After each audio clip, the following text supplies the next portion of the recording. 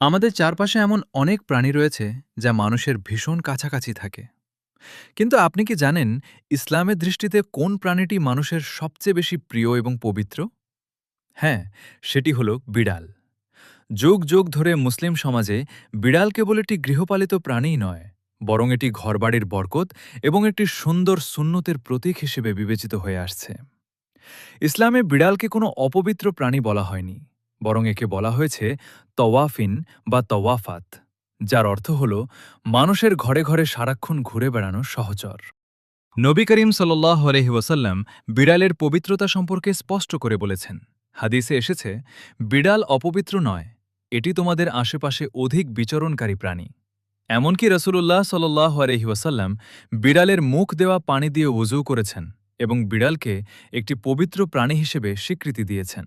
ইসলামের ইতিহাস ঘাটলে আমরা বিড়াল প্রীতির এক অনন্য দৃষ্টান্ত পাই। মহানবী সাল্লাল্লাহু আলাইহি ওয়াসাল্লামের সবচেয়ে প্রিয় এবং বিখ্যাত সাহাবীদের একজন হলেন হযরত আবু হুরায়রা রাদিয়াল্লাহু আনহু। তার আসল নাম ছিল আব্দুর রহমান, কিন্তু তিনি সবসময় বিড়ালের ছানা সাথে রাখতেন, তাদের ভালোবাসতেন এবং যত্ন নিতেন।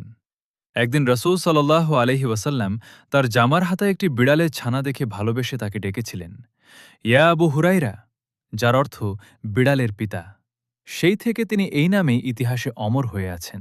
শুধু তাই নয়, ইসলামে বিড়ালের প্রতি নিষ্ঠুরতাকে কঠোরভাবে নিষেধ করা হয়েছে। একটি হাদিসে এসেছে, এক নারী একটি বিড়ালকে আটকে রেখে না খাইয়ে মেরে ফেলার কারণে জাহান্নামী হয়েছিল। এর থেকে বোঝা যায় এই অবলা প্রাণীর প্রতি দয়া করা কতটা জরুরি।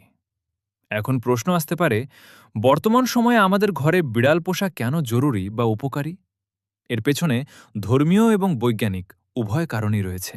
সুন্নত দয়া প্রদর্শন। প্রথমত, বিড়াল পোষা ও তার যত্ন নেওয়া একটি সুন্নত।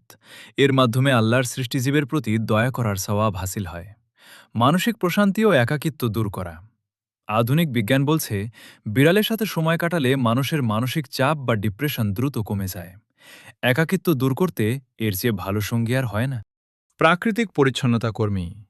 বিড়াল স্বভাবগতভাবেই অত্যন্ত পরিষ্কার পরিচ্ছন্ন প্রাণী।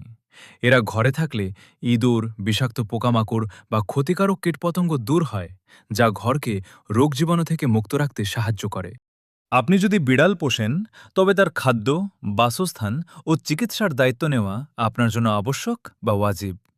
যদি আপনি দায়িত্ব নিতে না পারেন, তবে তাকে আটকে না রেখে মুক্ত করে দিন, যাতে সে আল্লাহর দেওয়া প্রকৃতি থেকে নিজের খাবার খুঁজে নিতে পারে। ইসলাম বিড়ালকে কেবল একটি সাধারণ প্রাণী হিসেবে দেখেনি, বরং তাকে মানুষের গৃহের অভ্যন্তরীণ এক সদস্যের মতো মর্যাদা দিয়েছে। বিড়াল পোষা বা তাদের সেবা করার মাধ্যমে মানুষের মনের ভেতর দয়া, মায়া ও কোমলতা বৃদ্ধি পায়। আসুন, আমরা আমাদের চারপাশের এই অবলা প্রাণীদের প্রতি দয়াশীল হই। মহান আল্লাহ আমাদের সমস্ত সৃষ্টির প্রতি দয়া করার তৌফিক দান করুন। আমিন।